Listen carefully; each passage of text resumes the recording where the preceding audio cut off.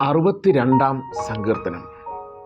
എൻ്റെ ഉള്ളം ദൈവത്തെ നോക്കി മൗനമായിരിക്കുന്നു, എൻ്റെ രക്ഷ അവങ്കൽ നിന്ന് വരുന്നു.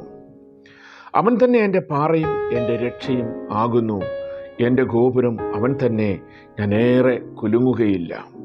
നിങ്ങളെല്ലാവരും ചാഞ്ഞ മതിലും ആടുന്ന വേലിയും പോലെ ഒരു മനുഷ്യനെ കൊല്ലേണ്ടതിന് എത്രത്തോളം അവനെ ആക്രമിക്കും.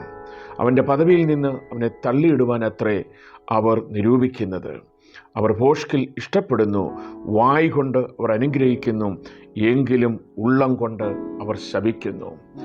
എൻ്റെ ഉള്ളമേ, ദൈവത്തെ നോക്കി മൗനമായിരിക്കുക. എൻ്റെ പ്രത്യാശ അവങ്കിൽ നിന്ന് വരുന്നു.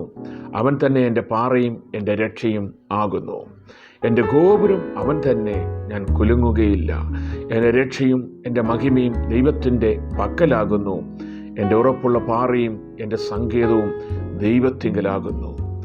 ജനമേ, എല്ലാ കാലത്തും അവനിൽ ആശ്രയിപ്പീൻ. നിങ്ങളുടെ ഹൃദയം അവൻ്റെ മുമ്പിൽ പകരുവീൻ.